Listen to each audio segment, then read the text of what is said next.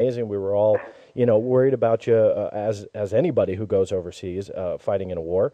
But we were worried about you and really kind of surprised. I think a lot of people were surprised because we didn't know that part of you, or at least I didn't at the time. And so that must have, that was definitely something very interesting to hear in the field. Now, again, you were over there for a little over a year, you said? Yes. As a matter of fact, I spent my 69th birthday in a Black Hawk helicopter. No kidding. Wow. How was that? How long were you out before you were recalled?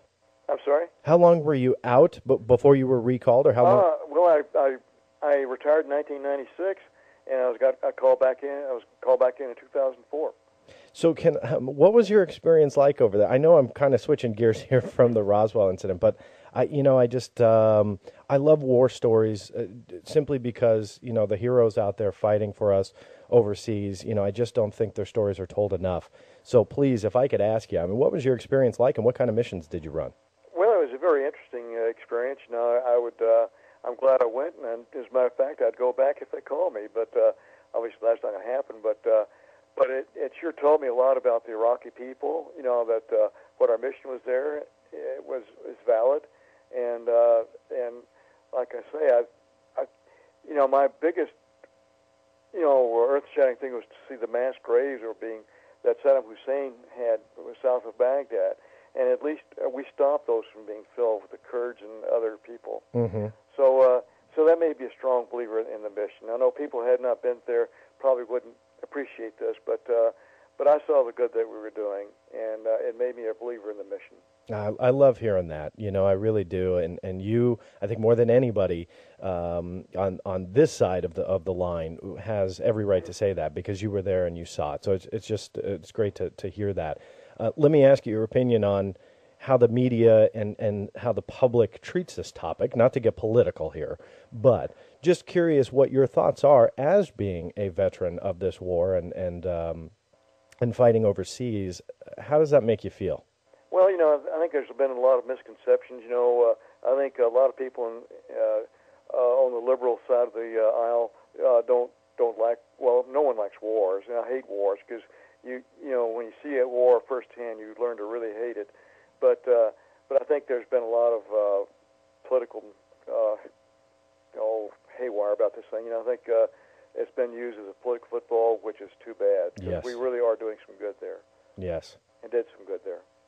Well, good for you. I'm so happy to hear that from you, and I appreciate you you taking those questions for me. I know that that's probably a little bit different than what you usually talk about on the air, so I appreciate that. Let me pull you back to your book, The Roswell Legacy, the untold story of the first military officer at the 1947 crash site, hot off the presses.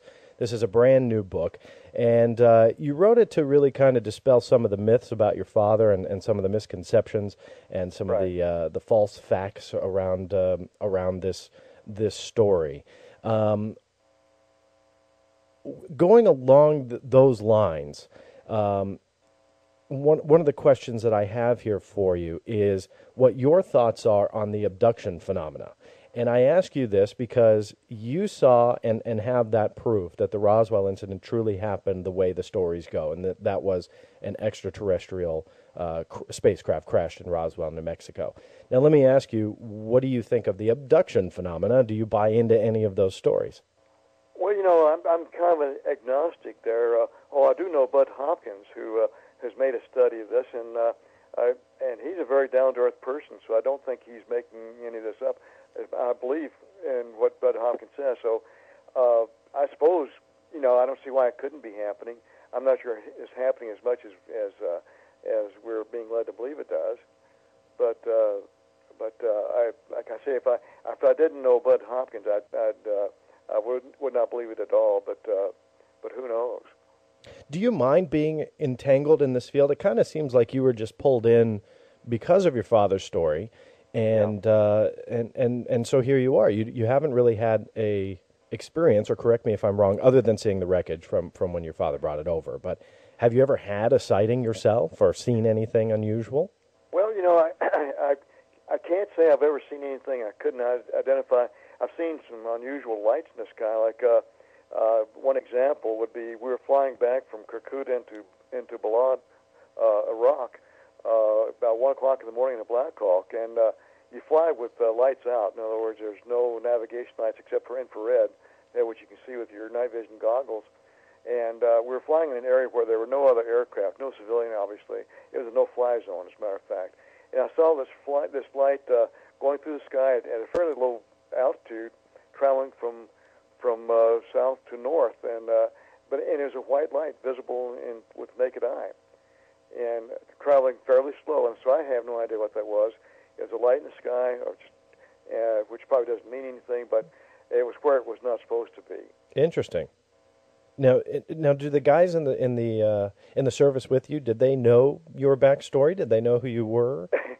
Yeah, I guess once we got away from areas where we were being shot at, then we'd start talking about Roswell. And so your name was obviously infamous for those who knew anything about the story.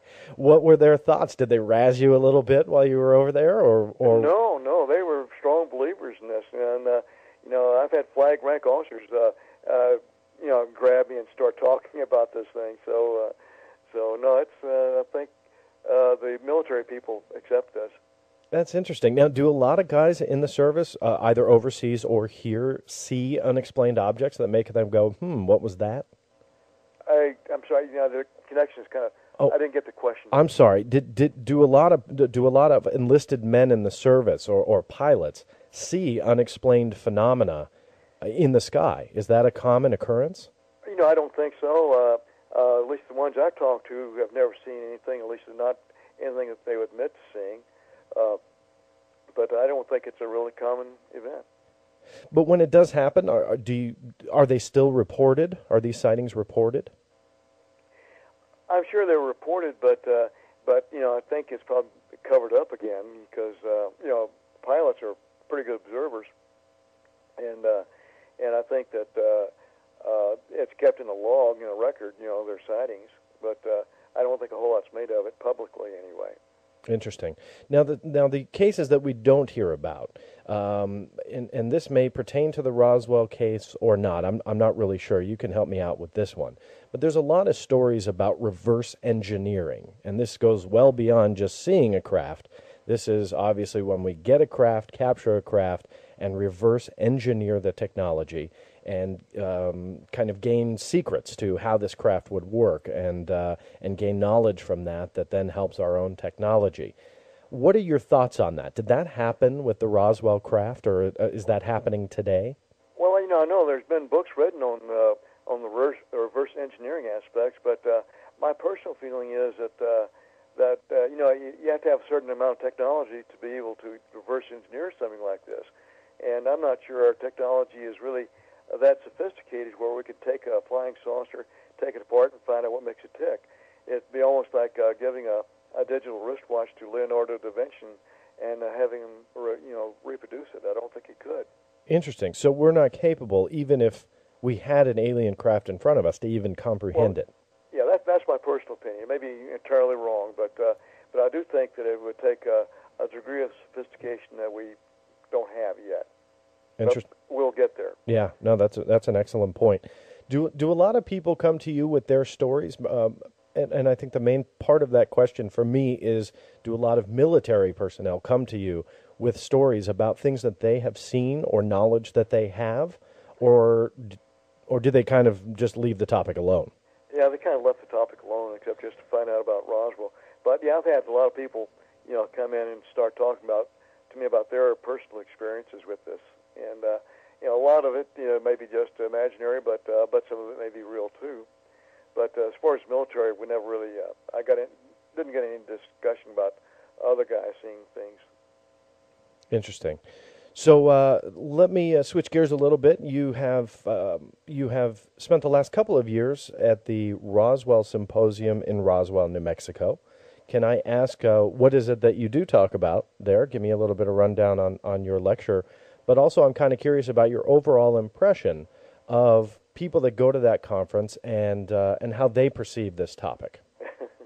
Well, what I usually do, I just kind of deliver a little bit of talk about my personal experiences with Roswell. Basically what we were talking about tonight. And but I tell you what, the Chamber of Commerce of Roswell must love this because it's been